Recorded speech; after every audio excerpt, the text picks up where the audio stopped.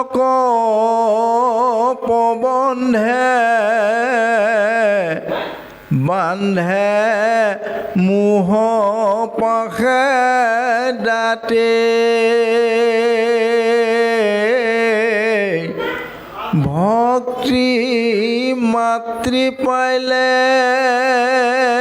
মেলান্ততে খনে সেইটো মোহ জৰি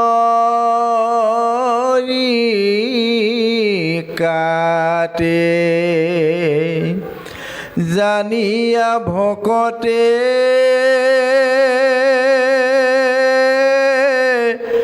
মাতৃৰ পাৱত ধৰা তেজিয়ান কাম সংসাৰ সাগৰে তৰিও কসুখে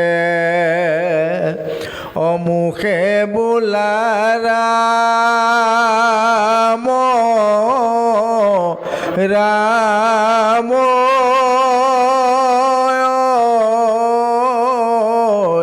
হৰি ৰাম হৰি ৰাম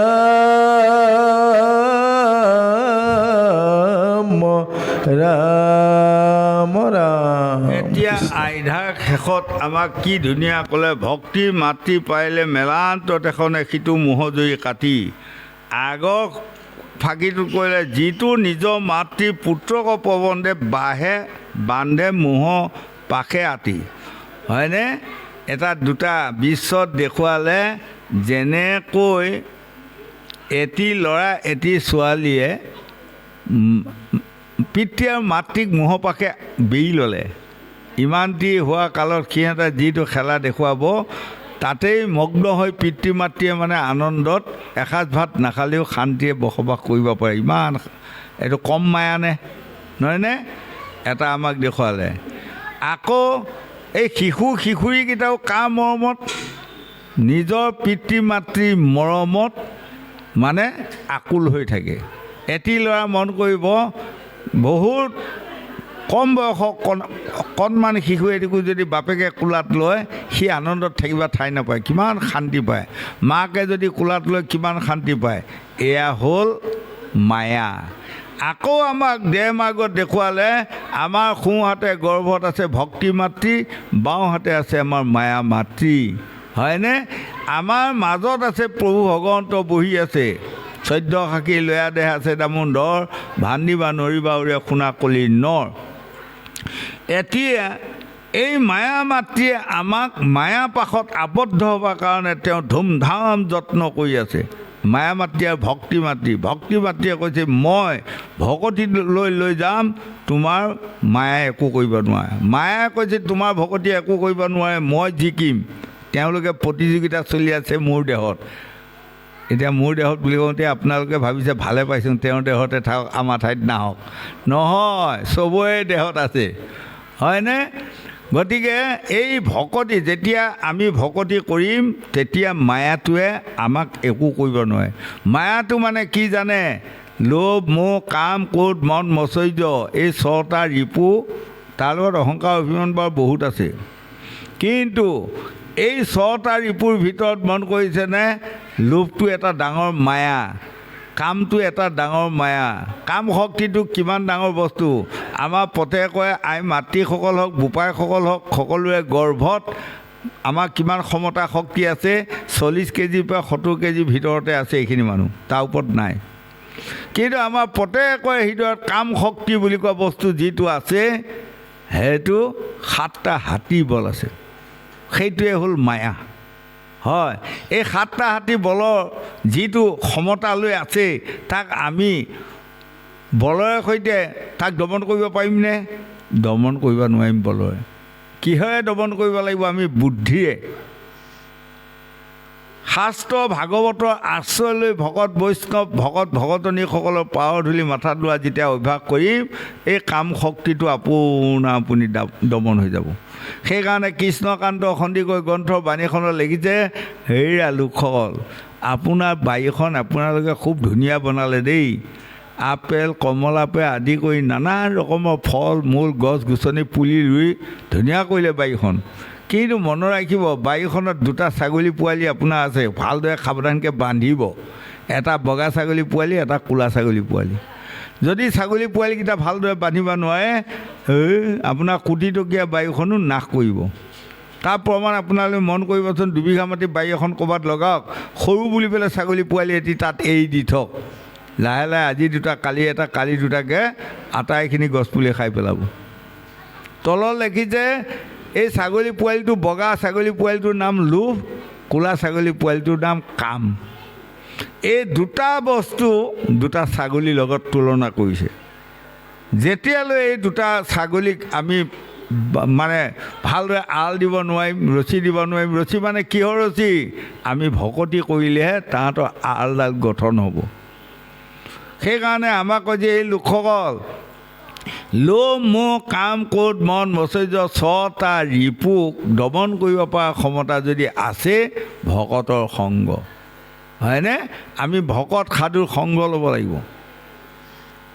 শাস্ত্ৰই কৈছে, সাধুৰ সংগত গ'লেহে আমি ভোমোৰাৰ সংগত গৈ গোবৰ লোৱাই মধু কৰে প্ৰাণ, বিক্ৰমাদিত্য ৰজাৰ মাথাত উঠি গংগাত কৰিলে স্নান। এদিন এটা গোবলুৱাই এটা ভোমোৰাই সখী পাতিলে, আৰু গোবলুৱাটোৱে ভোমোৰাটোক আমন্ত্ৰণ কৰিলে, সখী অহাকালিলৈ আপুনি মোৰ গৃহত যাব। পাছদিনা ভোমোৰাটো গোবলুৱা গৃহলৈ গ'ল, আৰু গোবলুৱাই মানে আঁতৌ পিতৌকৈ নতুন সখী আহিছে বুলি ধুনীয়া খাদ্য আনি আগবঢ়াই দিছে। কি খাদ্য?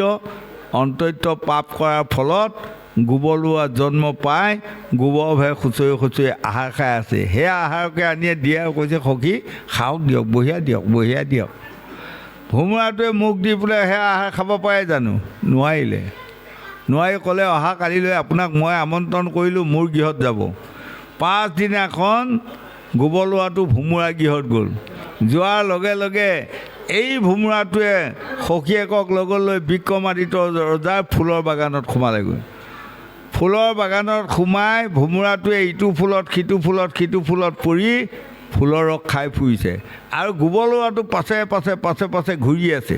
যাওঁতে যাওঁতে যাওঁতে যাওঁতে সদৌ শেষত ভাবিলে, সখীয়ে যে এই ফুলবোৰত মুখ দিয়ে কি পায় বাৰু, ময়ো এটা ফুলত মুখ দি চাওঁচোন। এই বুলি এটা সূৰ্যকান্তি ফুলত মুখ দিলে। দিয়াৰ লগে লগে বৰ ধুনীয়া মিঠা বা সোৱাদ চাট পাই মুখখন বেছিকৈ দবাই দিলে। দিয়াৰ লগে লগে বেলিও বহিল, ফুলটো জাপ গ'ল। গোবলুৱা তাতে সোমাই ৰ'ল। ৰাতিপুৱা হোৱাৰ লগে লগে বিক্ৰমাদিত্য ৰজাৰ মালি আহি ফুল ছিগি লৈ যাওঁতে সেই ফুলটোকো ছিগি লৈ গৈ ৰজাক দিলেগৈ। ৰজাই ঈশ্বৰ সেৱা গুৰু মন্ত্ৰ জপ কৰিনো সেই ফুলটোকেনো মাথাত ল'ব পাৰেনে? যাৰ দিন আহিব ভাল বোলে কুকুৰেও টানে হাল, হয়নে?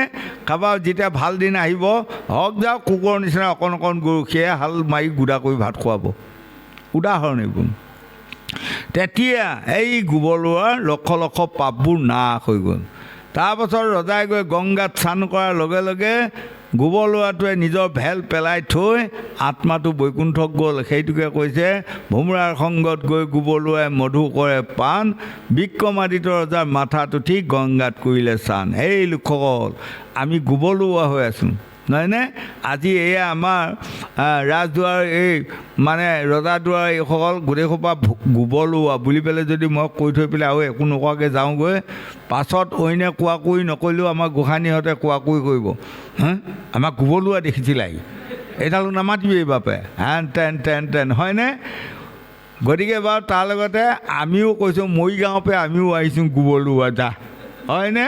গতিকে আমি যেতিয়া ভোমোৰাৰ লগত সখী পাতিব পাৰিম, তেতিয়া আমাৰ 4টা কাম হ'ব গোসাঁইসকল। 4টা কাম: ফুলৰ ৰস খোৱা 1টা, বিক্ৰমাদিত্য ৰজাৰ মাথাত উঠা 1টা, আৰু গংগাত স্নান কৰা 1টা, আৰু বৈকুণ্ঠক যোৱা 1টা। সেই 4টা কাম হ'ব। আৰু বিক্ৰমাদিত্য ৰজাৰ ফুলৰ বাগান কোনখন জানে? এইখন। আজি এতিয়া আমি কি খাই আছোঁ জানে? ফুলৰ ৰসকে খাই আছোঁ, হয়নে? আৰু গোবৰ ভেৰটো ক'ত আছে জানে? এতিয়া যে ভাগৱত শেষ কৰি পেলাই আকৌ ঘৰা ঘূৰি যাবগৈ, আমাৰ প্ৰত্যেকৰে যে নিজা নিজা এটা ঘৰ আছে, ধন ধান পুত্ৰ ভাৰ্যা, সেইডাল গোবৰ ভেৰ। হয়নে? আমি গোবৰ ভেৰত সোমাবই লাগিব, ৰেহাই নাই। গোবৰ ভেৰতে আমাৰ জন্ম। গতিকে আমি ভোমোৰাৰ লগত সখী পাতিব পাৰিলেহে আমি এদিন নিষ্ঠা পাম। এক গ'ল। 2 নম্বৰত আৰু এটা মই দেখুৱাইছোঁ মায়া। এই মায়াটো ইমান ভয়ংকৰ বস্তু, হয়নে? তাৰ এটা প্ৰমাণ, জ্বলন্ত প্ৰমাণ। যেতিয়া স্বৰ্গৰ ৰাজ্যত মানে ইন্দ্ৰই বৃত্ৰাসুৰক বধ কৰিলে, ব্ৰহ্মবধ পাপ লাগিল নহয়, বামন বধ কৰিলে। পাপ লগাৰ ফলত স্বৰ্গমৰ্ত্য পাতালত সাৰিব নোৱাৰি সৰুবত গৈ পৰি পদুমৰ নলীতে যাই পেলাই সোমাই থাকিলে। তেতিয়াতো তীৰ্থকৌটি দেৱতা হাহাকাৰ, এতিয়া ইন্দ্ৰ ক'ত গ'ল? তেতিয়া যাই বিষ্ণুক সকলোৱে ক'লে। তেতিয়া বিষ্ণুৱে ক'লে, তোমালোকে অন্ততঃ 1000 বছৰ ইন্দ্ৰক লাগ নাপাবা। তেনেহ'লে কি হ'ব প্ৰভু? ৰজা নোহোৱা দেশ হ'লে কি হ'ব? আকৌতো অসুৰে আহি অত্যাচাৰ কৰিব আমাক। ক'লে, তোমালোকে পৃথিৱীত যোৱা, মহাগুণী জ্ঞানী শিক্ষিত পণ্ডিত ৰজা এজন আছে, তেওঁকে আনি স্বৰ্গত ৰজা পাতি লোৱা। বোলে কোন ৰজা? বোলে নহুক ৰজা। হয়নে? এই নহুক ৰজাৰ পুত্ৰ হ'ল যজাতি, যজাতি ৰজাৰ পুত্ৰ হ'ল পুৰু, পুৰু ৰজাৰ পুত্ৰ হ'ল কুৰু, কুৰু ৰজাৰ পুত্ৰ হ'ল শান্তনু, শান্তনু ৰজাৰ পুত্ৰ হ'ল চিতাংগত বিচিত্ৰ বিজয়, আৰু তেওঁলোকৰ পুত্ৰ হ'ল ধৃতৰাষ্ট্ৰ পাণ্ডু, তেওঁলোকৰ পুত্ৰ হ'ল যুধিষ্ঠিৰ দুৰ্যোধন। হয়নে? তেওঁলোকৰ পুত্ৰই হ'ল অভিমন্যু, তেওঁলোকৰ পুত্ৰই হ'ল পৰীক্ষিত। অভিমন্যুৰ পুত্ৰ আকৌ পৰীক্ষিত। আজি পৰীক্ষিতকে ভাগৱত শুনাই আছে। তেতিয়া প্ৰভু ভগৱন্তৰ আজ্ঞা মানি 33 কোটি দেৱতাই আহি নহুক ৰজাক আমন্ত্ৰণ কৰি স্বৰ্গত লৈ গ'ল। স্বৰ্গত লৈ যায় তেওঁ ৰজা পাতি জয়ধ্বনি কৰিছে আজি স্বৰ্গত ৰজা। তেতিয়া তেওঁ নিজকে দেখিলে, বা মই আজি স্বৰ্গৰ ৰজা হ'লোঁ নহয়। তেতিয়া লাহেকৈ সতী দেৱী আগৰ পিনে আছে। সতী দেৱীৰ ৰূপ যৌৱন দেখি এই নহুক ৰজা ক'ত আছে নিজকে ক'ব নোৱাৰা হৈ গ'ল বেটা। দেই যে তেওঁ মানে মায়া যে পৰিচালনা কৰিব নিশিকিলে, নোৱাৰিলে, গতিকে তেওঁ ক'ব নোৱাৰা হৈ গ'ল। নোৱাৰি কৈ যে, এৰা সতী দেৱী বোলে কওকচোন, আগতে এখন ৰাজসিংহাত কোন বহে? কৈছে মোৰ স্বামী ইন্দ্ৰ বহে। আজি কোন বহিছে? কৈছে আপুনি নহুক ৰজা বহিছে। কৈছে নহয়, মই নহুক ৰজা নহয়। এইখন আসনত বহা মানে ময়ো ইন্দ্ৰ। তুমি আহা এতিয়া মোক স্বামী বৰণ কৰা। হয়নে? তোমাক বিয়া কৰিয়ে মই শান্তিৰে স্বৰ্গ আৰু মৰ্ত্য পাতাল নহয়, স্বৰ্গ আৰু মৰ্ত্য শাসন কৰি থাকিম। লগে লগে সতী দেৱী উঠি গৈ কান্দি কান্দি গৈ বৃহস্পতি গুৰুক ক'লে। বৃহস্পতি গুৰুৱে ক'লে, সৰ্বনাশ হ'ল নহয়। মৰ্ত্যৰো ৰজা তেওঁ, স্বৰ্গৰো ৰজা তেওঁ, তেওঁক বাধা দিব পৰা ক্ষমতাটো আমাৰ নাই। কিন্তু তথাপি মই বুদ্ধি এটা দিওঁ, তোমাক কওঁ, কালিলৈ যাই তুমি ক'বা গৈ নহুক ৰজাক, মই তোমাক পেটে পেটে স্বামী বহিম বুলি ভাবিয়ে আছোঁ, কিন্তু লাজতেহে কোৱা নাই। হয়নে? গতিকে এতিয়া আকৌ কিন্তু মনে মনে নহয়, তুমি বিয়া পাতি দৰা সাজি যোৱা, মই তোমাক মালা দিম, তুমিও মোক মালা দিবা। মানে সমাজৰ মাজত ঢোল ডগৰ বজাই, হয়, পেঁপি পাপা আউজো দুটা উঠক, হয়, এনেকৈ মানে বৃহস্পতি গুৰুৱে কৈ আছে আৰু তেতিয়া হৈ যাব আৰু। কিন্তু দৰা সাজি আহোঁতে 4টা বামনৰ কান্ধত উঠি আহিব লাগিব। এই কথাখিনি বৃহস্পতি গুৰুৱে শিকাই দিলে সতী দেৱীক। সতী দেৱীয়ে 5 দিনা গৈ নহুক ৰজাক যেতিয়া ক'লে, মই তোমাক স্বামী বহিম বুলি ভাবি আছোঁ, কিন্তু লাজতে মই ক'ব পৰা নাই বুলি কোৱাৰ লগে লগে নহুক ৰজা ক'ত আছে ক'বাই নোৱাৰা হৈ গ'ল। হয়, তাৰপাছত যেতিয়া গোটেইখিনি কথা ক'লে, সেই মৰ্মে এই নহুক ৰজা বোলে কালিয়ে বিয়া পাতিম, ৰজা ঘৰৰ ধন ধান টকা পইচা আকাল নাই। আজি নৰেন্দ্ৰ মোদীয়ে যদি কয় পৰহিলৈ মই বিয়া পাতিম, পাৰিবই। টকা কিবা আকাল নেকি নৰেন্দ্ৰ মোদী? নহয় বাৰু, মিছাই তেখেতে যি 30 নোহোৱাকৈ আছে আকৌ বিয়া পাতিব লাগে এতিয়া ধুমাধুম। তেনেকৈ নহুক ৰজাই বিয়া ৰায় কৰি ল'লে নহয়। লৈ আৰু একেবাৰে ক'লে, দিয়া 4জন বামন বাছি দিয়া, মই আজি দোলাত উঠি 4জন বামনৰ কান্ধত উঠি সতী দেৱীক বিয়া কৰিব যাওঁ। তেতিয়া 60,000 মুনিৰ মাজত ফুচ কথা বতৰা হৈছে। আৰে কি কথা, এইটো পাগল হ'ল নেকি? বামনৰ কান্ধত উঠিনো সতী দেৱীক বিয়া কৰিব যায়? সতী দেৱী হ'ল দেৱতী আৰু তুমি হ'ল আৰু মনুষ্যহে নহয় বাৰু গোটেইসকলে কোৱা মতা কৈ আছে কিন্তু এতিয়া আগত কোৱাটো সাহস নাই ৰজাৰ আগতো কথা কোৱা সাহস নাই উপায় নাই দিলে বাচি দিয়াৰ লগে লগে বাচি দিলে খাউণ্ড খাউণ্ডকৈ পাই পেলাই আমাৰ যেনেকৈ আমাৰ গোঁসাইত ডেকা তাৰপাছত আমাৰ সিজন দেখিছে কেনেকুৱা তিনিজন ডেকা মানুহ এজন বুঢ়া মানুহনো দেৰিনে এই ওচৰত থকা চাৰিজনে হওক আৰু বুলি দিয়াৰ লগে লগে ল'লে নহয় চাৰিটাই ভাৰ জুই ল'লে ৰজা মানে দোলাত উঠি গ'ল উঠাৰ লগে লগে যেতিয়া আয়তী বয়তীসকলে আগৰ যুগত আছিল নে নাই বিয়া নাম গাবাই লাগিব নহয় নে বাৰু আজিকালি আপোনালোকৰ পিনে এইখিনিত মই আহি পোৱা নাই গায়নে বিয়া নাম বিয়া পাতিলে গায় ন অঁ ৰাখিব আমাৰ পিনে মৰিগাঁৱৰ পিনে নগাঁৱৰ পিনে বিয়া নাম নাইকিয়াই হ'ল ভূতকৈ যাব আৰু গাড়ীত উঠিব আৰু ভূতকৈ লৈ আহিব আগৰ যুগত নহয় আমি বিয়া পতা যুগতো আহিব পাৰে আমাক বিয়া পাতি দিয়া যুগতো তেতিয়া এডল ছোৱালী বোৱাৰী কি ধুনীয়া গীত গাব নহয় বাৰু ক'তে ছোৱালী সুধিলি বলোৰাম বাটৰো নপৰে বাটত গৈ থাকোঁতে গোৱাই এইজাত গীত হ'ল বাটত গৈ থাকোঁতে আকৌ ৰভা তলত যেতিয়া ৰভাৰে ওপৰে মইনা মাতিলে কইনা উলিয়াই দিয়া হয়নে এয়া তাৰপাছত আকৌ দুইটা তলে জেং লাগা লাগি গান গোৱা গুই জেদ লাগা লাগি হয় তেতিয়া ইঘৰেও সিঘৰেও দৰা ঘৰীয়াও কইনা ঘৰীয়াও গোৱা গুই হ'ব তেতিয়া কইনা ঘৰীয়াই জেদ লাগা গান গাব এ হৰি পতা জৰি ধোঁৱা লাগি ৰ'ল কোমল কইনা বিচাৰোঁতে দাড়ি পকি গ'ল হয়নে এইবোৰ যেতিয়া আইসকলে গীত জুই লোৱাৰ লগে লগে এই যে তিনিটা বামুণে কান্ধত লৈ আহিছিল গোঁসাই এই তিনিটা বামুণত ডেকা মানুহ গাভৰু মানুহ গা আহেই আমাৰহে নাহিব এই ডেকা তিনিটাই মানে অকণমান ফূৰ্তিতে খোজ দিলে যেতিয়া এই বুঢ়াজন হাহাকাৰ হৈ গ'ল নহয় বেচা ইপ পেনে যায় ইপ পেনে চাৰিটা মানুহ হয়নে তিনিটাই যেতিয়া একদম আনন্দত খোজ দিলে বুঢ়া হাহাকাৰ হৈ গ'ল ৰজাই এই দাৱত লাগি খুন্দা খালে এই ৰখোৱা নহওক ৰজাই ৰখোৱা বুলি কৈ নামি আহি এনেকুৱা অহংকাৰ তিৰস্কাৰত লাগি গ'ল মই এজন ৰজা মৰ্ত্যৰ ৰজা স্বৰ্গৰ ৰজা ৰজাক কেনেধৰণে ব্যৱহাৰ কৰিব লাগে ঋষি মুনিসকলে শিকা নাই জানা নাই ইত্যাদি অহংকাৰ তিৰস্কাৰ কৰাত লাগি যোৱাৰ লগে লগে মুনিসকলৰ খং আহি গ'ল খং আহি ক'লে তুমি মৰ্ত্যৰ মানুহ হৈ স্বৰ্গৰ অপেশ্বৰী ইন্দ্ৰৰ পত্নী সতী দেৱীক তুমি বিয়া কৰিবা যোৱা তুমি ইমান প্ৰেমৰ লালসাত পৰিলা গতিকে তোমাক আজি অভিশাপ দিয়া হ'ল এই সৰোবৰতে অজগৰ হৈ পৰি থাকা তুমি হয়নে সেই সৰোবৰতে তেতিয়াৰ পৰা অজগৰ হৈ পৰি থাকিলে যাওঁতে যাওঁতে সত্যযুগ গ'ল ত্ৰেতা যুগ গ'ল দ্বাপৰৰ শেষত পাঁচ পাণ্ডৱে যেতিয়া বনৰ মাজত যাওঁতে সেই সৰোবৰৰ পাৰৰ সৈতে ভীম আৰু অৰ্জুন নকুলাৰ সহদেৱ যোৱাৰ লগে লগে চাৰিজনকে অজগৰটোৱে গিলি থৈ দিলে তেতিয়া সৰোবৰ পাৰত গৈ ৰাজা যুধিষ্ঠিৰে দুগুৰি কান্দি আছে হাই হাই পাশা খেল জোৱা খেল সেইকাৰণে আমাৰ ল'ৰাসকল জোৱা খেল কোনোদিনে নেখেলিব দেই যা দ্ৰৌপদীকো পণ কৰিব বাধ্য হৈ গ'ল জোৱা খেল আমি সৰু কালত আমাৰ বুঢ়া এজনে কৈছিলে আমাৰ ঘৰ বাতি পৰ্বতত আচল ঘৰ কৈছিল বোপাইও জোৱা খেল নেখেলিবা নহয়নে তাত টকা পইচা নাপায় টকা পইচা পোৱা হয় তাৰ নাম পোৱা খেল দিলে হয় কিয় জোৱা খেলহে দিলে নামটো তাৰমানে যাবই হয় গতিকে ল'ৰা ছোৱালীসকল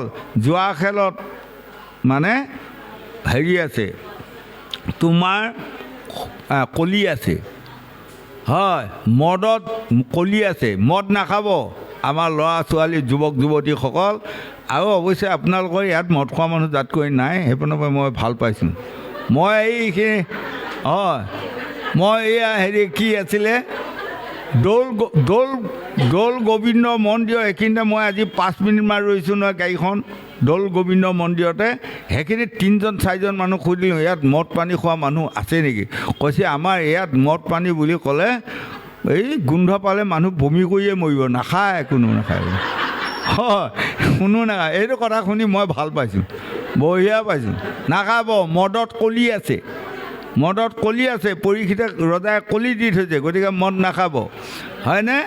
এই তেতিয়া লগে লগে এই অজগৰ জাগি উঠি ৰাজা যুধিষ্ঠিৰক কৈছে, ৰাজা তুমি যে কান্দি আছা, মই তোমালোকৰ আটা, কিমান জন্মৰ আটা দেখিছা, কিন্তু মই নৰকত পৰি আছোঁ, মোক আজি কোনেও উদ্ধাৰ কৰা নাই। মই মৈত্ৰৰ মনুষ্য হৈ মই প্ৰেমৰ লালসাত ভুল গৈ শচী দেৱীক বিয়া পাতিব গৈছিলোঁ, তাৰ ফলত মই আজি নৰকত আছোঁ। গতিকে মই আজি প্ৰশ্ন কেইটামান দিম, প্ৰশ্ন কেইটা যদি উত্তৰ দিব পাৰা তোমাৰ 4টা ভাইৰক উলিয়াই দিম, মই আজি স্বৰ্গলৈ যাম। আৰু যদি প্ৰশ্ন কেইটা উত্তৰ তুমি সঠিককৈ দিব নোৱাৰা, তোমাকো গিলি লৈ 5টা নাতি আটা সকলোৱে আমি নৰকত থাকিম। তেতিয়াতো আজি কম বিপদত পৰিলে ৰাজা যুধিষ্ঠিৰ, সৰ্বনাশ। মানে সঠিক উত্তৰ দিব পাৰিলে বাচি গ'ল, সঠিক উত্তৰ দিব নোৱাৰিলে সৰ্বনাশ হ'ল। কৃষ্ণ কৃষ্ণ জপ কৰি কৈছে, সেই আটা আপুনি কওকচোন বাৰু কি প্ৰশ্ন। তেতিয়া প্ৰথম প্ৰশ্নটোকে দিছিলে অজগৰ ৰূপী নহুক ৰজাই, আকাশে ওখ, আকাশতকৈ ওখ কি? তেতিয়া ৰাজা যুধিষ্ঠিৰে কৈছিল, পিতা স্বৰ্গ পিতা ধৰ্ম পিতাহি প্ৰণং তপ, আকাশেই ওখ, আকাশতকৈ ওখ মোৰ নিজৰ জন্মদাতা পিতৃ। হয় বোলে শুদ্ধ উত্তৰ। পৃথিৱীখন সদায় কোৰ কটাই মাৰি থাকিলেও ৰাগ খং দম্ভ অহংকাৰ নাই, ইমান সহ্যগুণী, তাতোকৈ সহ্যগুণী কোন? ৰাজা যুধিষ্ঠিৰে কৈছে, জননী জন্মভূমি স্বৰ্গাটোপি গৰি অক্ষী, আমাৰ জন্মদাতী মাতৃ সমান মানে সহ্যগুণী এই পৃথিৱীত কোনোৱেই নাই। 3 নম্বৰ প্ৰশ্ন হ'ল, বায়ুৱে বেগী, বায়ুতকৈ বেগী কোন? কৈছে বায়ুতকৈ বেগী মন। বোলে শুদ্ধ উত্তৰ 3টা শুদ্ধ উত্তৰ হ'ল, আৰু 2টা আছে। ৰাজা যুধিষ্ঠিৰ এই 2টা উত্তৰ যদি তুমি সঠিক দিব পাৰা, তুমিও বাচিলা, আজি ময়ো বাচিলোঁ।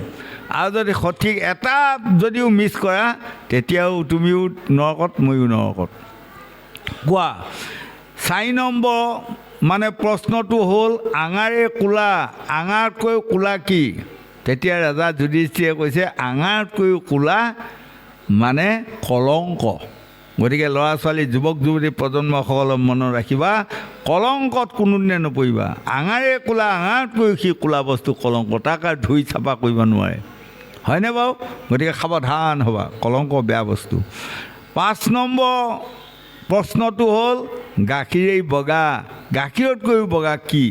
ৰাজা যুধিষ্ঠিৰে কৈছে, গাখীৰেই বগা, গাখীৰতকৈ বগাটো নামে সত্য। বোলে শুদ্ধ উত্তৰ। লগে লগে পেট ফালি 4 পাণ্ডৱক উলিয়াই দি তেওঁ স্বৰ্গলৈ আজি যাত্ৰা কৰিলে, আৰু ৰাজা যুধিষ্ঠিৰেও জয়লাভ কৰিলে, দেখিছেনে? গতিকে আমাৰ ল'ৰা ছোৱালী, যুৱক যুৱতী প্ৰজন্মসকল, সত্য বুলি কোৱা বস্তুটো গাখীৰেই বগা, গাখীৰতকৈ সি বেছি বগা। গতিকে সত্য সদায় হৃদয়ত জীয়াই ৰখা কামনা কৰিবা। গোবিন্দ যাওক। অসতু ভীতি বেহি জয় জয় কৃষ্ণ রয়ে,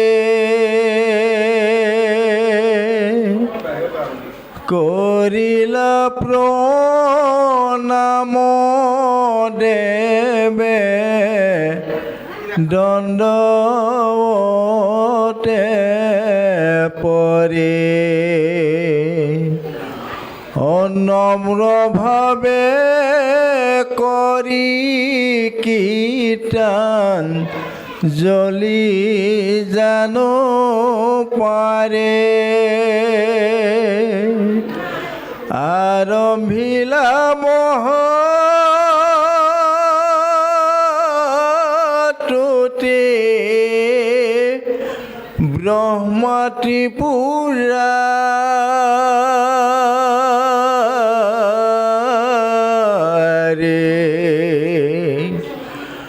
নমো নমো হরি পদ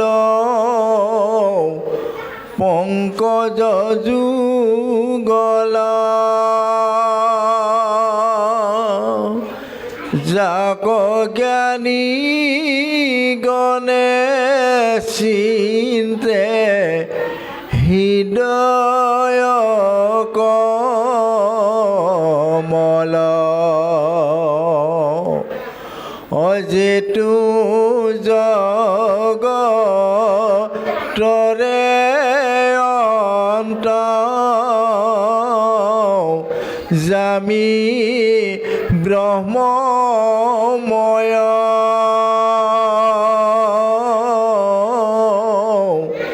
দেখো বিদ্ৰোহ মানে কিনো ভৈল ভাগুদয়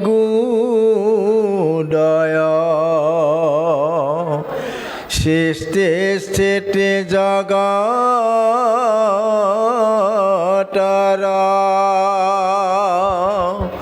কৰিয়া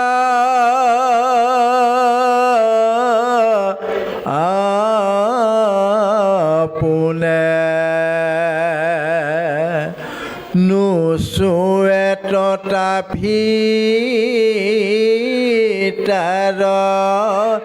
একো দোষ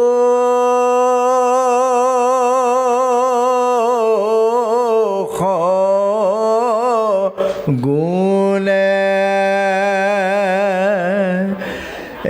এতেকে জগতে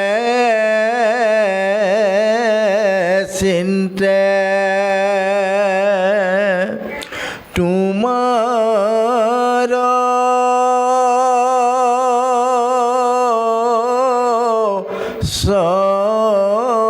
চৰণ প্ৰণাম পৰম মোহে শৰণা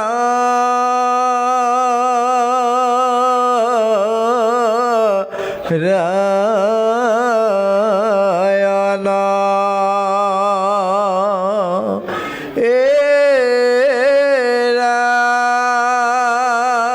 ৰাম তপ জপ তিথে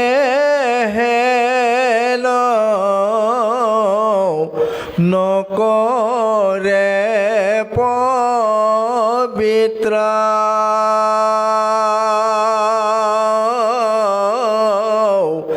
যেন সুধি হুৱে শুনি তোমাৰ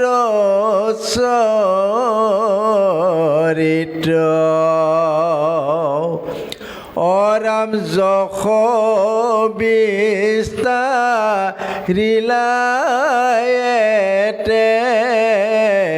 কেশে অৱতৰি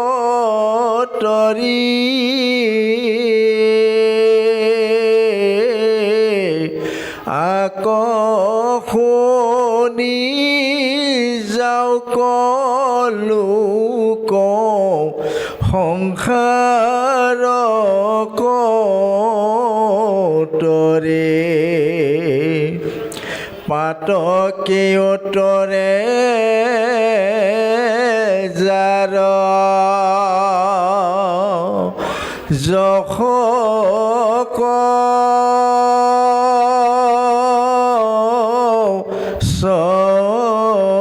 সবনে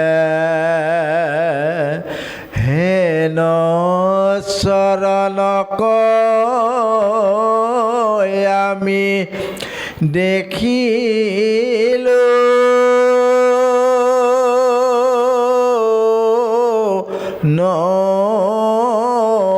নয়নে মনৰ মলৰ মোৰ হৌক ধূম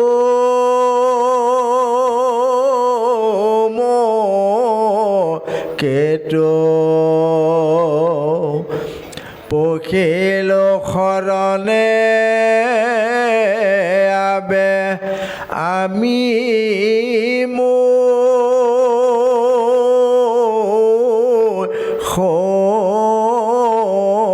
হেতু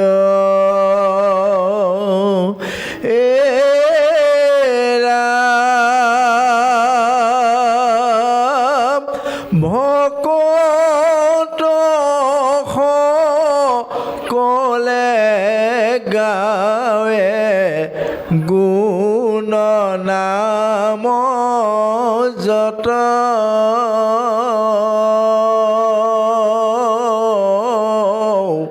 তাৰ মালা গাঁঠি তুমি পিন্ধাহি হৃদয়ত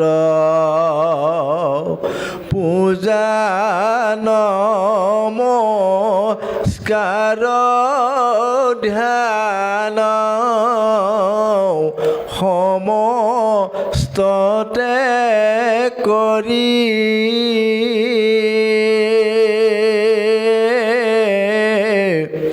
যশ কীৰ্তনতে মাত্ৰ তুষ্ট হন্ত হৰে ভকতৰ বাসী মালা হৃদয়ত দেখে যেন সতিনিক নখ হন্ত দে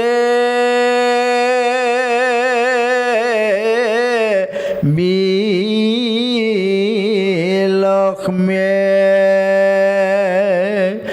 অৰাম নেৰামালা তথাপি ভাই যাকো অনাদৰি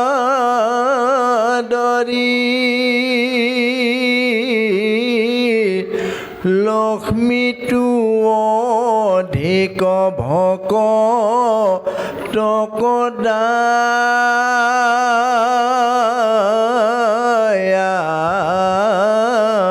হৰে তিনি লোক পাৱে আক্ৰহ মিলা কৃপাময়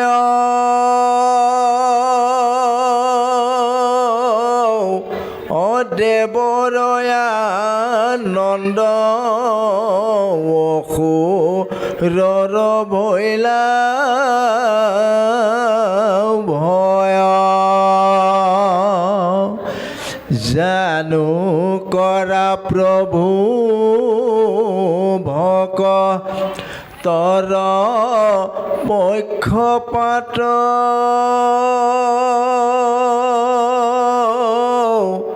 হয় আমাৰো কৰিও পাৱে পাপৰ বিঘাত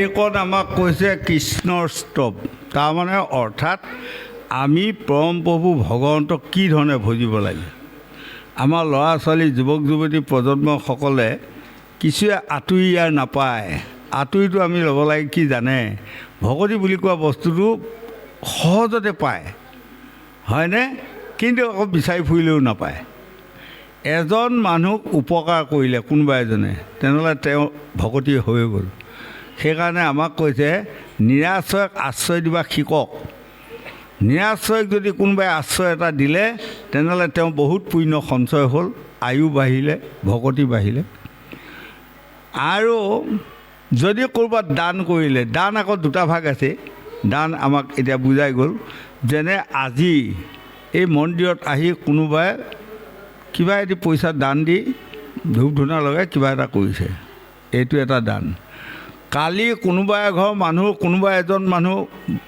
বৈকুণ্ঠগামী স্বৰ্গগামী হ'ল তাত কোনোবাই কিবা এটা দান কৰিছে হয়নে দান দুটা ভাগ আছে সেই দানটো পুণ্য আপুনি পাব কিন্তু যেনেকৈ আপুনি ধান এমোন বানি আনিলে চাউলকেইটা খাই থাকিলে নাইকিয়া হৈ গৈ তেনেকৈ সেইটো পুণ্য এদিন নাইকিয়া হ'ব কিন্তু সাধুগুৰু বৈষ্ণৱ ভকতৰ ওচৰত আহি পেলাই যিটো আপুনি আগবঢ়াইছে এই দানটো কিন্তু অক্ষয় পুণ্য হয়নে এটা ক্ষয় পুণ্য অক্ষয় পুণ্য কোনে পাইছিলে দ্ৰৌপদীয়ে পাইছিলে 3টা জন্মৰ আগত দ্ৰৌপদী কোন আছিলে জানে ঋষি কন্যা আছিলে যেতিয়া পলিষ্ঠ মুনিয়ে সৰু বৰত স্নান কৰি থাকোঁতেই সৰু বৰত পানী খুব ধাৰ নহয়, সেই ধাৰত তেওঁ তিয়নি কাপোৰখন উটুৱাই লৈ গুচি গ'ল, বস্ত্ৰহীন হ'ল।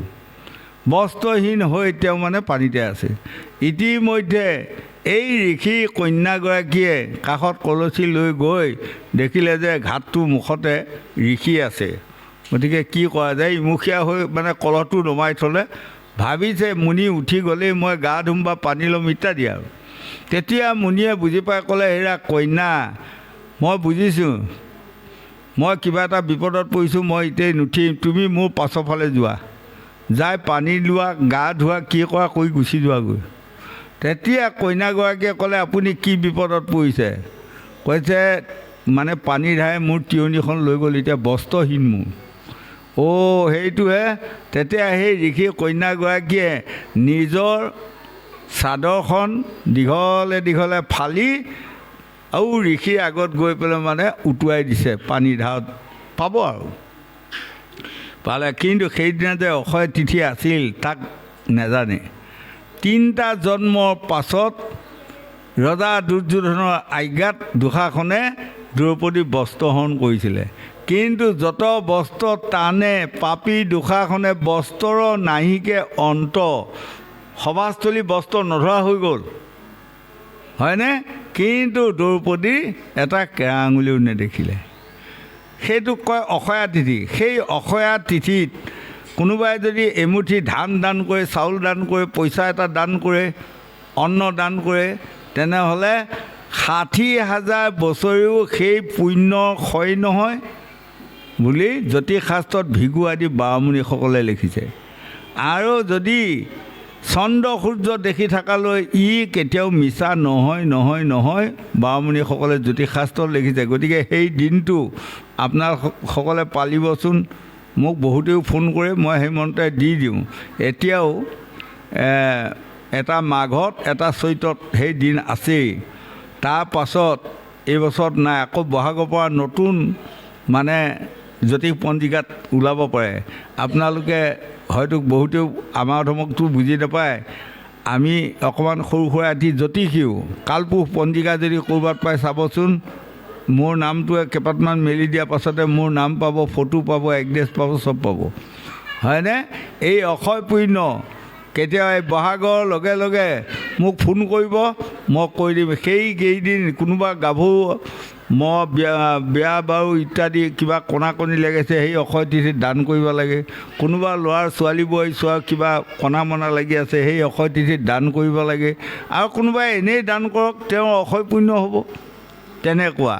গতিকে আমাক কৈছে, এজন সাধু গুৰু বৈষ্ণৱ ভকতক বিপদত যদি উদ্ধাৰ কৰে, তেনেহ'লে আপুনি অক্ষয় পুণ্য এটা পাব।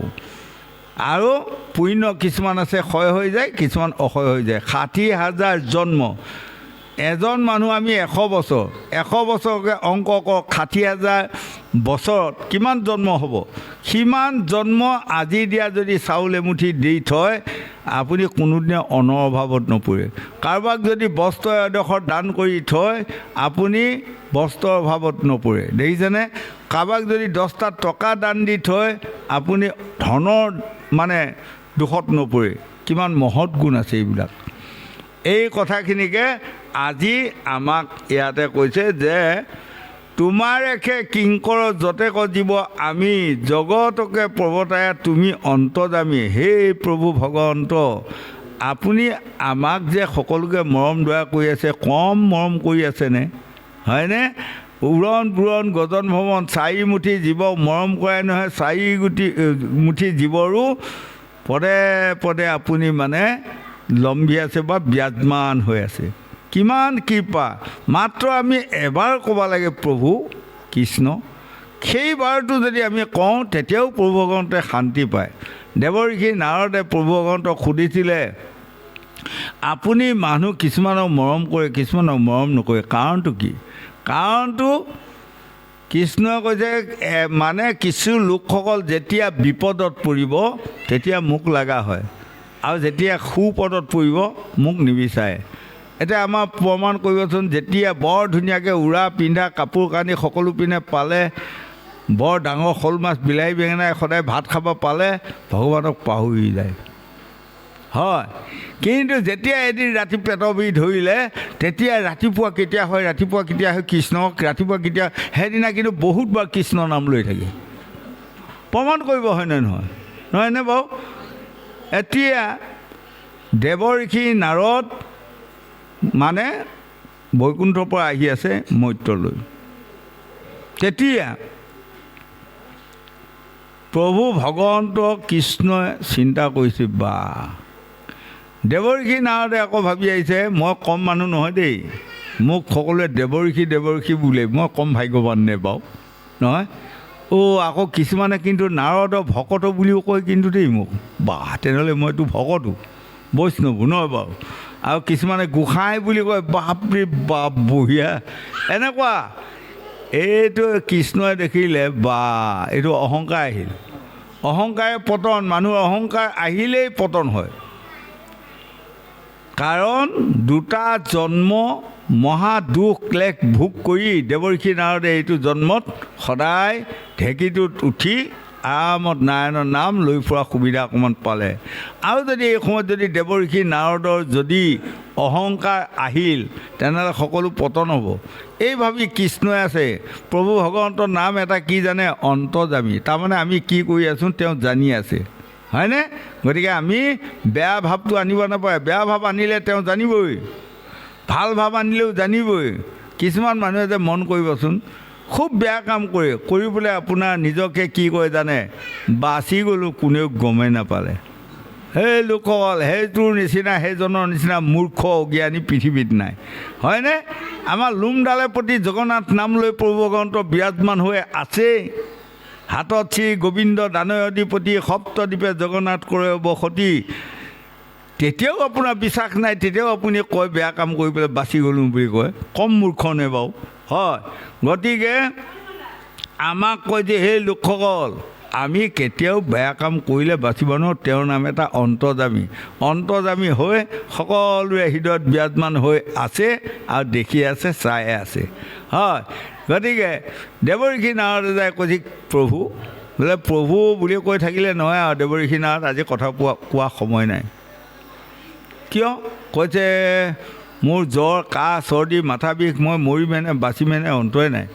দেৱৰ্ষি নাৰদে বোলে, প্ৰভু আপুনি কিবা এটা উপায় কৰক। আপোনাৰ নিচিনা লোকজন যদি, ব্ৰহ্মাণ্ডৰ অধিকাৰীজন যদি মৃত্যু হয় তেনেকৈ এই জীৱৰ বিলাই কি হ'ব? কৈছে এটা উপায় আছে, তুমি বাটত আহোঁতেতো নিজকে বৰ ভকত বৈষ্ণৱ গোসাঁই বুলি ভাবি আহি আছে। গতিকে আপোনাৰ পাৱৰ ধুই অকণমান মোৰ মাথাত দিয়কচোন, কি জানি ৰোগ ব্যাধি ভালে হয়। তেতিয়া নিমিষ পৰ মনে মনে থাকি দেৱৰ্ষি নাৰদে কৈছে, প্ৰভু তেনে কথা মোক নক'ব, আপুনি এজন ভগৱান, মোৰ পাৱৰ ধূলি আপোনাৰ মাথাত দিলে আপোনাৰ ৰোগ ব্যাধি ভাল হ'ব সত্য, কিন্তু মই 7 কোটি জন্ম নৰকুণ্ডত থাকিব লাগিব। গতিকে তেনে কথা নক'ব মোক, হয় নেকি? তেনেহ'লে যোৱা উপায় নাই আৰু নহয়, কিবা বেলেগ উপায় কৰক। বেলেগ উপায়? তেনেহ'লে তুমি গোকুললৈ যোৱাগৈচোন। গোকুলৰ মানে যুৱতীসকলকো বহুতেও ভকত বুলি কয়। সেইসকলে যদি দেই পাৱৰ ধৰি তাৰ পৰা লৈ আহাগৈ, লগে লগে দেৱৰ্ষি নাৰদ ঢেঁকীটোত উঠি মানে গোকুল পালেগৈ। আৰু যুৱতীসকলক সকলোকে গোটাই লৈ আটাইকণ কথা ভাঙি পাতি কোৱাত এগৰাকী যুৱতীয়ে উঠি ক'লে, হেৰা সখীসকল, আমাৰ সকলোৱে পাৱৰ ধূলি যদি কৃষ্ণৰ মাথাত দিওঁ তেনেহ'লে প্ৰভু ভগৱন্ত ভাল হ'ব সত্য, কিন্তু আমি 7 কোটি জন্ম কিন্তু সকলোৱে নৰকত থাকিব লাগিব দিয়া। তেতিয়া সকলোৱে উঠি চিঞৰি দিলে, 7 কোটি জন্ম নহয়, 9 কোটি জন্ম আমি নৰকত থাকিম, তেও আমি প্ৰভু ভগৱন্তক বাচাই ৰাখিম দিয়া। এয়া দেৱৰ্ষি নাৰদ আঞ্চল পাৰি দিয়া। লগে লগে দেৱৰ্ষি নাৰদে ৰামৰামী কাপোৰখন পাৰি দিয়াৰ লগে লগে সকলো গোপীয়ে আহি পাৱৰ ধূলি দিয়াত লাগিল। আৰু সকলো টোপোলা এটি কৰি বান্ধি লৈ দেৱৰ্ষি নাৰদ আহি আছে। প্ৰভু ভগৱন্ত কৃষ্ণই ক'লে, হেৰা দেৱৰ্ষি নাৰদ, গোকুলৰ যুৱতীসকলে পাৱৰ ধূলি দিলেনে? হয় প্ৰভু দিলে। বোলে পাৱৰ ধূলি মোৰ মাথাত পৰিলেই, তাতে তুমি টোপোলাটো খুলি সেইসোপা পেলাই দিয়া। সঁচাই পৰিলে, মোৰ একেবাৰে সঁচাই। লগে লগে দেৱৰ্ষি নাৰদ সোমাই যোৱাৰ লগে লগে কৈছে, চোৱাচোন বাৰু মোৰ মূৰটো। যে দেৱৰ্ষি নাৰদে চাই, এই মূৰটো তালুকাডোখৰ ধূলিময় আছে, এয়া মানে বৰ্জ মানে গোপীসকলৰ পাৱৰ ধূলি। তেতিয়া দেৱঋষি নাৰদে কৈছে তুমি 7 কোটি জন্ম নৰকুণ্ডত থকা ভয়ত মোক পাৱৰ ধূলি নিদিলা, কিন্তু এই গোপীসকল বা বৰ্জ যুৱতীসকল দেখিছা 9 কোটি জন্ম নৰকত থাকিব, তেওঁ মোক বাচাই ৰাখিব। এতিয়া ভকত কোন? তুমি যে কৈ আহিছিলা মই ভকত বুলি, ভকত কোন? সাধাৰণ ছোৱালীসকলৰ জখাও তুমি ভকতি কৰিব পৰা নাই, গতিকে তোমাক মই ভকতৰ লিষ্টত দিবাই নোৱাৰোঁ। তেতিয়া দেৱঋষি নাথ কান্দা কাটা লাগি গ'ল নহয়। ইছ, স্বৰ্গমৰ্ত্য পাতালত মই নাৰায়ণ নাৰায়ণ বুলি সদায় ঘূৰি থাকোঁ, তেওঁ ভগৱানে মোক আজি ভকতি লিষ্টত বা ভকতৰ লিষ্টত নোসোমোৱালে বোলে। কান্দাতে কৃষ্ণই ক'লে বাৰু ঠিক আছে হ'ব দে, ভকতৰ লিষ্টত সোমোৱাব লাগে বোলে। অঁ সোমোৱাব লাগে প্ৰভু, তেনেহ'লে যোৱাচোন, এই ৰাস্তামান আৰু ধৰক। কৈছে এইটো চৰিয়া লৈ যোৱা। সেই তাৰপৰা একেবাৰে ধুনীয়াকৈ পুৰ কৰি পেলাই এচৰীয়া পানী লৈ আহা ইয়ালৈ। সাৱধান, ক'ৰবাত যদি এটোপাল পৰে মই কিন্তু ভকতৰ লিষ্টত সোমোৱাব নোৱাৰিম, সাৱধান, ক'তো এটোপাও পেলাব নোৱাৰিবা। তেতিয়া লাহেকৈ তাতে চৰিয়াটো ভৰাই লৈ দেৱঋষি নাৰদে ইমান আৰামত আহি আছে, মানে সাৱধান ক'তো যাতে এটোপালো নপৰে। আনি কৃষ্ণৰ ওচৰত দি কৈছে প্ৰভু এয়া ক'ৰবাত পৰিছিল নেকি? কৈছে নাই ক'তোৱে পৰা নাই। ঠিক আছে, ক'তোৱে পৰা নাই যদি তুমি যে ইমানখিনি বাট আহিলা মোৰ নাম কেইবাৰ ল'লা? দেৱঋষি নাৰদ হতভম্ব হৈ গ'ল। প্ৰভু ক'ৰবাত পানী পৰিব বুলি চাই আহোঁতে আপোনাৰ নাম ল'ব পাহৰিয়ে গ'লোঁ মই। অঁ এই তেনেহ'লে তোমাক কেনেকৈ ভকতৰ লিষ্টত দিম? অ' কাম নাই কাৰণে ঢেঁকীটোত উঠি পেলাই নাৰায়ণ বুলি কৈ ফুৰা, কামৰ মাজত মানে ভগৱানৰ নাম ল'ব পাহৰি যোৱা। হেৰা দেৱঋষি নাৰদ, সুখে দুখে যোনো চাৰে ৰামৰ নাম, সেইটো ফাঁকিকে লৈ আহি ক'ত লিখিলে? শ্যামন্তহন সৰু পুথি এখনত লিখিছে, দেখিছেনে? সুখে দুখে মুখে যোনো মানে সদায় যিসকলে কৃষ্ণৰ নাম লয় সেইসকলকহে প্ৰকৃততে ভকত বুলি কয়। ৰাতিপুৱা শুই উঠি আহিয়ে যদি কৃষ্ণৰ নাম লয়, এতিয়া কোনটো নাম ল'লেনো মানে মানুহে গতি পাব প্ৰভু? এই বুলি দেৱঋষি নাৰদে কৃষ্ণক প্ৰশ্ন কৰাত কৃষ্ণই কৈছে মোৰ 108টা মুখ্য নামৰ ভিতৰত যাৰ যিটো নাম পচন্দ খায় তাকে কোৱা অভ্যাস কৰক, তাতেই মই গতি দিম, হয়নে? কোনোবাই গোবিন্দ বোলা অভ্যাস ভাল পায় যদি গোবিন্দ বোলক, কোনোবাই মধুসূদন ভাল পায় যদি মধুসূদন বুলি কওক, কোনোবাই কৃষ্ণ ভাল পায় তাকে কওক, কোনোবাই ৰাম ভাল পায় তাকে কওক, কোনোবাই হৰি ভাল পায় তাকে কওক। মুঠতে যোনে যিমান ভাল পায়, যোনটো ভাল পায় তাকে আপোনালোকে যদি এতিয়াৰ পৰা অভ্যাস কৰে, মৃতকৰ সময়ত যদি সেই নামটো আপোনাৰ মুখত আহে অনায়াসে গতি পাব বুলি ভাগৱতে আমাক বুজাই আছে। গোবিন্দ হ'ব, একো নাই, এইখিনি ৰাখি দিলোঁ হ'ল, এইটো চেক নহয়, হ'ব দিয়ক, এইখিনি যাওক দিয়ক। ৰাম যতে জীৱৰ মানে পুৰুষ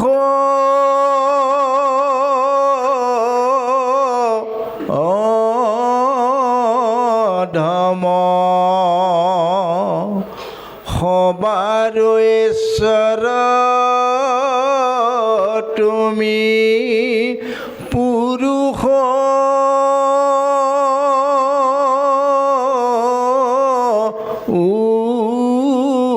উত্তম এতেকে পখিলো হবে তোমাতে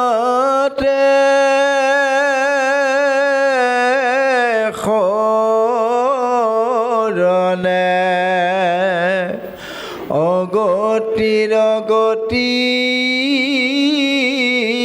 প্ৰভু কৰিও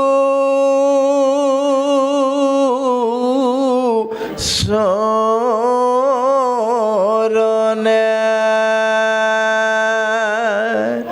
তোমাৰ সে কিংকৰ যতে জীৱ আমি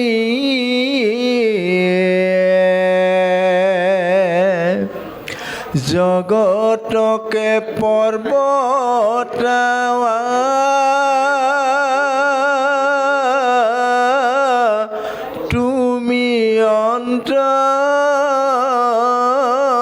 অন্তৰ্যামে প্ৰকৃতিটো পৰমাৰ্থ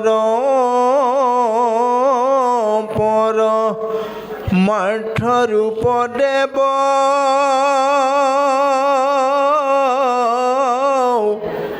কৰিও কৈলান চৰণত কৰো সেৱ।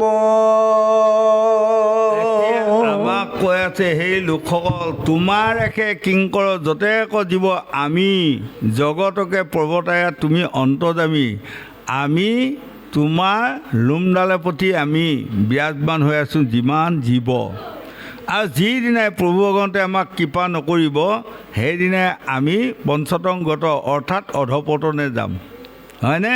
সেইকাৰণে আমাক কৈছে, এই লোকসকল চাই চাই বুলিবা বাট দেহৰ ভিতৰত আছে খালে বামে পিছলি পৰিবা তাত।